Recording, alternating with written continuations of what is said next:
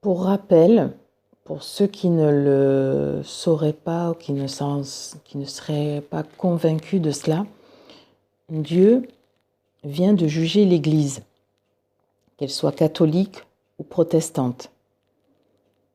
Pour Dieu, c'est la même chose. L'Église catholique, on peut constater les dérives et l'infiltration du mal. Et pour l'Église évangélique, pour ne citer qu'elle, il y en a plein d'autres, Église adventiste, Église pentecôtiste.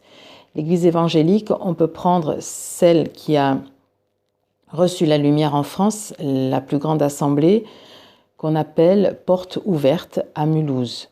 Elle a été jugée, et Dieu l'a jugée par l'intervention du soi-disant virus mortel. Je dis soi-disant parce que ça a été encore une sacrée histoire que celle-ci. Une sacrée manipulation. Et pourquoi cette église a été touchée? Parce qu'il y avait des manquements. Parce que Dieu, justement, a été très patient, mais la patience de Dieu a aussi, comme la nôtre, ses limites, puisque Dieu nous a fait à son image. Donc, pendant plusieurs décennies, les prêches qui ont été profusés, prodigués, les prêches qui ont été pratiqués étaient que Dieu était un Dieu bon, un Dieu plein d'amour, un Dieu compatissant, un Dieu patient, un Dieu qui se renouvelle, un Dieu qui pardonne. Enfin, Dieu était tellement cool et sympa, entre guillemets, qu'on a fini par s'octroyer le droit et les devoirs de tout faire, de tout accepter sous la bannière de l'amour. Or, Dieu est effectivement a tous ses attributs, bien sûr, bien évidemment, mais il a aussi une personnalité qui est forte, puissante et redoutable.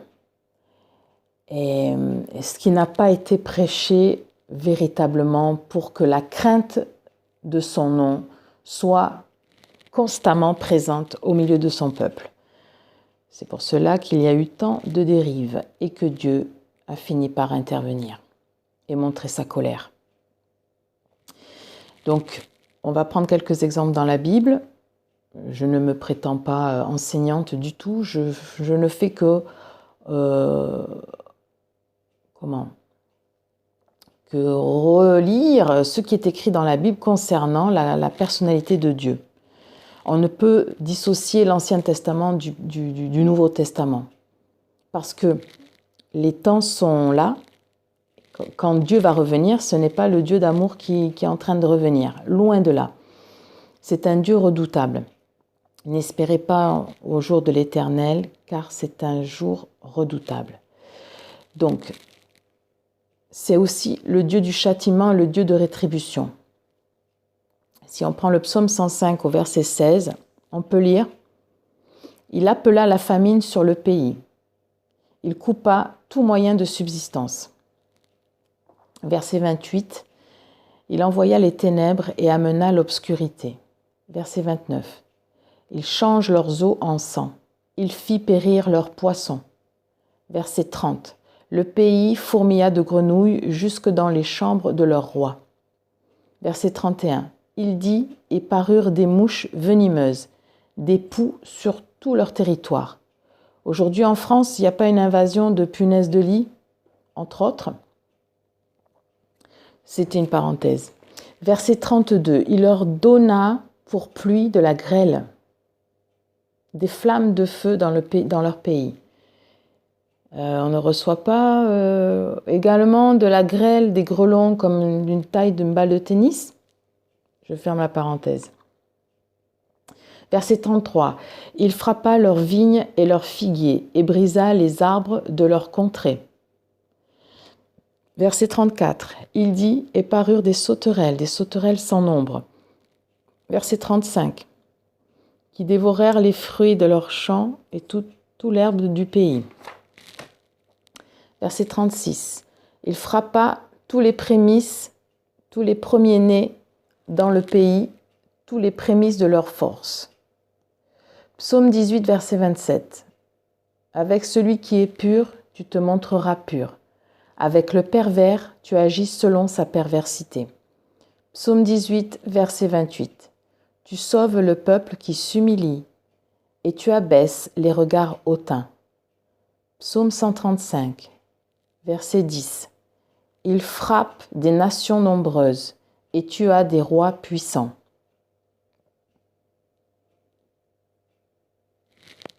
Donc voici ce que le Seigneur, le Dieu Tout-Puissant, l'Éternel des armées, est capable de faire. Et ce n'est que quelques citations parmi de nombreuses. On pourrait en citer encore des dizaines et des dizaines. Révélation. Le corps du Christ comparé à un corps humain. Le corps humain a besoin d'équilibre. Il doit se nourrir de nourriture vraie, vivante. La parole de Dieu pour le corps de Christ, c'est une nourriture saine pour le corps humain. Mais le corps humain doit éliminer les toxines, comme le corps de Christ doit éliminer le péché. Sinon, il y a dérèglement. Des cellules qui provoquent systématiquement les dérèglements et qui entraînent des maladies chroniques, cancers, etc. Si le corps humain ne se sanctifie pas, comme le corps de l'Église, cela va donner une gangrène et peut donc entraîner la mort de celui-ci. La mort spirituelle pour le corps de Christ, la mort physique pour le corps humain. Comme la vie est un combat, chaque individu a le devoir de respecter la vie ainsi que toute forme de vie. De ce fait, chacun doit se responsabiliser et prendre conscience que nous faisons partie d'un tout sur la planète et d'un tout dans le corps de Jésus. Quand un membre est infecté dans le corps humain, on va voir le médecin pour demander un remède. On ne laisse pas la situation se dégrader. Tout comme un membre du corps de Christ va consulter un ancien pour confesser son péché et ainsi guérir en trouvant le pardon de Dieu. Car si on ne fait rien, la maladie, l'infection, le péché va se propager. Si rien n'est fait, le mal se répand et va de ce fait contaminer le reste. Si le membre ne veut et ne peut guérir, alors on va l'extraire, le sectionner. Ainsi, il en va de même pour le corps de Christ. Celui qui persiste à pécher volontairement en son âme et conscience, celui-là doit être exclu du corps pour inciter les autres membres à se tenir debout chaque jour devant celui qui nous porte et nous supporte, pour ainsi dire, la tête du corps, le Christ. Dans 2 Chroniques 18 au verset 19, il est écrit « Et l'Éternel dit,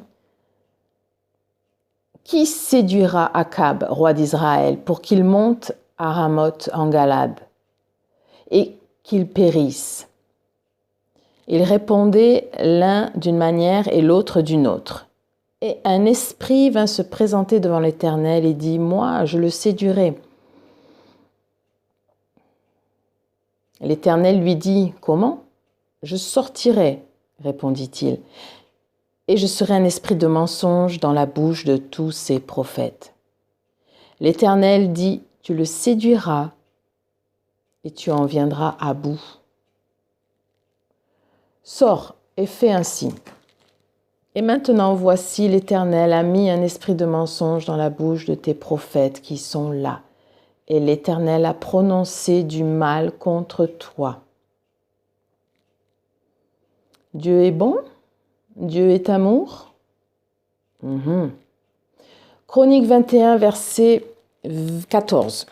Voici l'Éternel frappa ton peuple d'une grande plaie, tes fils, tes femmes et tout ce qui t'appartient. Verset 15. Et toi, il te frappera d'une maladie violente, d'une maladie d'entrailles, qui augmentera de jour en jour jusqu'à ce que tes entrailles sortent par la force du mal. Dans Néhémie 9, verset 30, alors tu les livreras,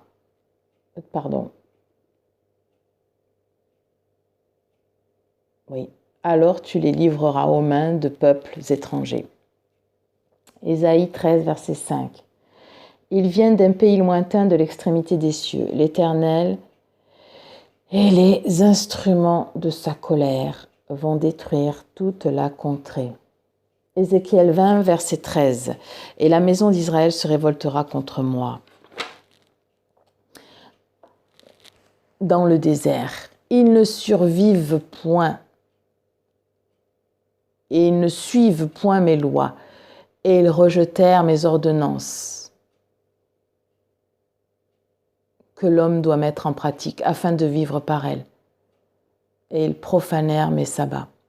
J'eus la pensée de répandre sur eux ma fureur dans le désert pour les exterminer. Amos 2, versets 2 et 3. Je tuerai et j'exterminerai. Juge 2, verset 12. Et ils irritèrent l'Éternel. Verset 14. La colère de l'Éternel s'enflamma contre Israël. Versets 14 à 16. Juge 2, versets 20 à 22. Verset 8, verset 12 à 14. Juge 4, verset 1 à 2. À lire. Sophonie 3, verset 8. Attendez-moi donc, dit l'Éternel, au jour où je me lèverai par le butin, car j'ai résolu de rassembler les nations, de rassembler les royaumes, pour répandre sur eux ma fureur, toute l'ardeur de ma colère, car par le feu de ma jalousie, tout le pays sera consumé. Jérémie 15, verset 6. Tu m'as abandonné, dit l'Éternel. Tu es retourné en arrière, mais j'étends ma main sur toi et je te détruis. Je suis là d'avoir compassion. Amen. Comment ça se fait que l'Église en est arrivée là? Comment ça se fait que l'Église en soit arrivée là? Alors on va lire dans le psaume 105, ensemble.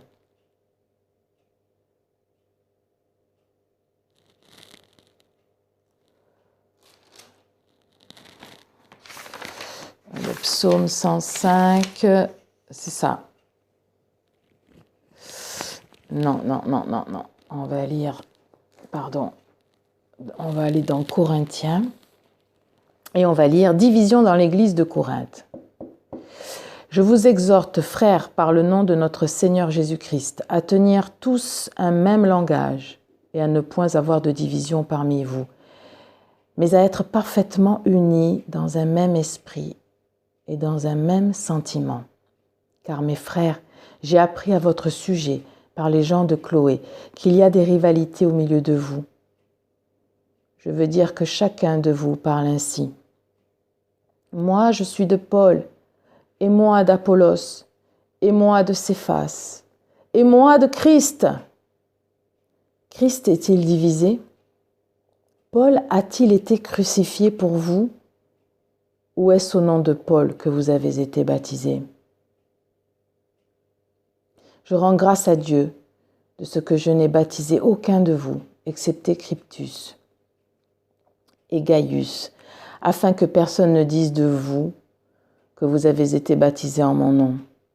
J'ai encore baptisé la famille de Stéphanas. Du reste, que je sache, je n'ai baptisé personne d'autre. La sagesse du monde. La sagesse du monde et la sagesse de Dieu.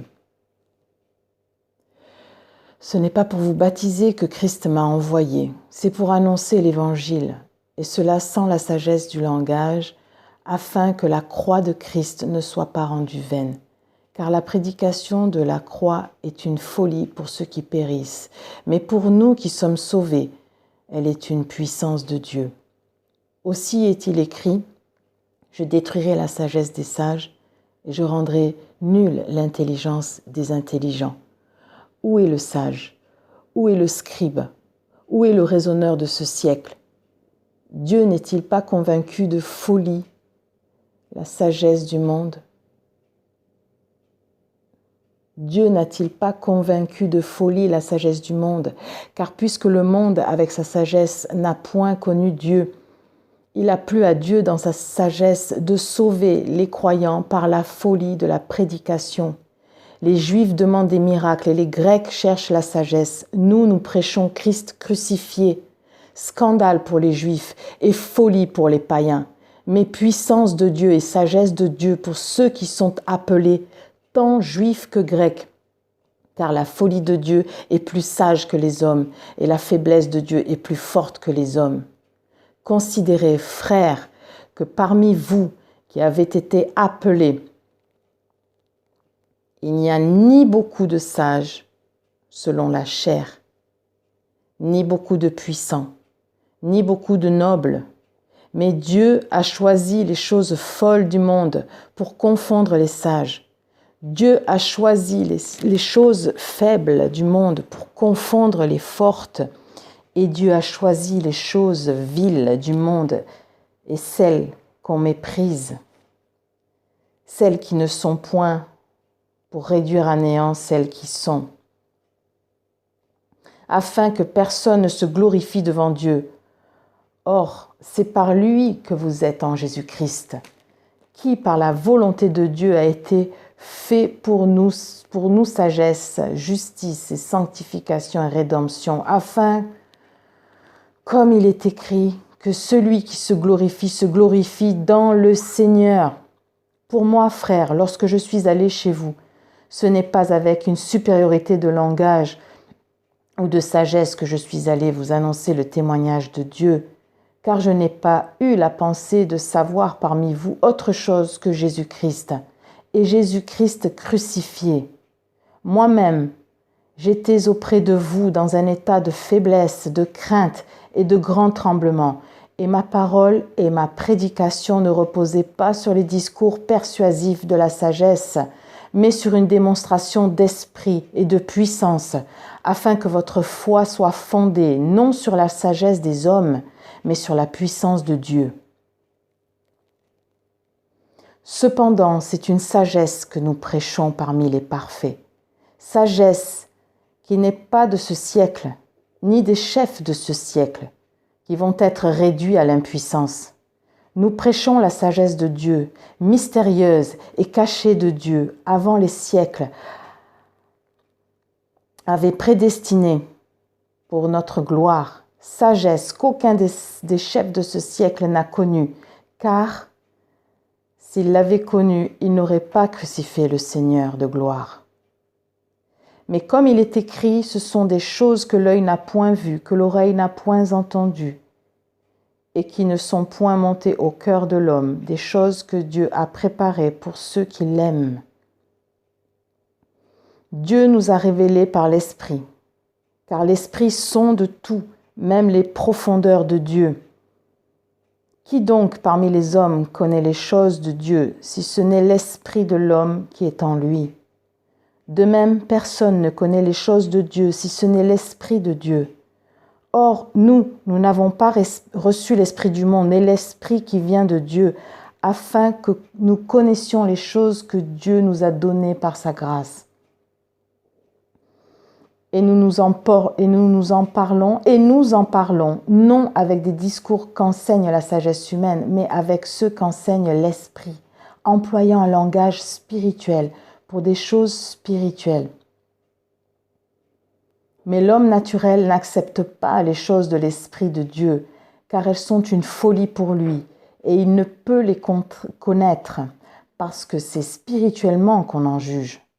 L'homme spirituel, au contraire, juge de tout, et n'est lui-même jugé par personne, car qui a connu la pensée du Seigneur pour l'instruire? Or, nous avons la pensée de Christ. Pour moi, frère, ce n'est pas comme à des hommes spirituels que je vous ai parlé, mais comme à des hommes charnels, comme à des enfants en Christ. Je vous ai donné du lait, non de la nourriture solide, car vous ne pouviez pas la supporter, et vous ne le pouvez toujours pas. Parce que vous êtes encore charnel. En effet, il y a parmi vous de la jalousie, des disputes. N'êtes-vous pas charnel et ne marchez-vous pas selon l'homme? Quand l'un dit « Moi, je suis de Paul » et un autre « Moi, d'Apollos », n'êtes-vous pas des hommes? Qu'est-ce donc qu'Apollos? Et qu'est-ce que Paul? Des serviteurs par le moyen duquel vous avez cru, selon que le Seigneur l'a donné à chacun. J'ai planté, Apollos a arrosé, mais Dieu a fait croître, en sorte que ce n'est pas celui qui plante qui y ait quelque chose, ni celui qui arrose, mais Dieu qui fait croître. Celui qui plante et celui qui arrose sont égaux, et chacun recevra sa propre récompense selon son propre travail. Car nous sommes ouvriers avec Dieu. Vous êtes le champ de Dieu, l'édifice de Dieu. Selon la grâce de Dieu qui m'a été donnée, j'ai posé le fondement comme un sage architecte. Et un autre bâtit dessus. Mais que chacun prenne garde à la manière dont il bâtit dessus. Car personne ne peut poser un autre fondement que celui qui a été posé, savoir Jésus-Christ. Or, si quelqu'un bâtit sur ce fondement avec de l'or, de l'argent, des pierres précieuses, du bois, du foin, du chaume, l'œuvre de chacun sera manifestée, car le jour le fera connaître parce qu'elle se révélera dans le feu, et le feu éprouvera ce qu'est l'œuvre de chacun. Si l'œuvre bâtie par quelqu'un sur le fondement subsiste, il recevra une récompense. Si l'œuvre de quelqu'un est consumée, il prendra sa récompense pour lui, il sera sauvé, mais comme au travers du feu. Ne savez-vous pas que vous êtes le temple de Dieu et que l'Esprit de Dieu habite en vous? Si quelqu'un détruit le temple de Dieu, Dieu le détruira, car le temple de Dieu est saint. Et c'est ce que vous êtes. Que nul ne s'abuse lui-même. Si quelqu'un parmi vous pense être sage selon ce siècle, qu'il devienne fou afin de devenir sage, car la sagesse de ce monde est folie devant Dieu. Aussi est-il écrit, il prend les sages dans leur ruse, et encore, le Seigneur connaît les pensées des sages, il sait qu'elles sont vaines. Que personne donc ne mette sa gloire dans les hommes, car tout est à vous, soit Paul, soit Apollos, soit Céphas, soit le monde, soit la vie, soit la mort, soit les choses présentes, soit les choses à venir. Tout est à vous. Vous êtes à Christ et Christ est à Dieu. Alléluia.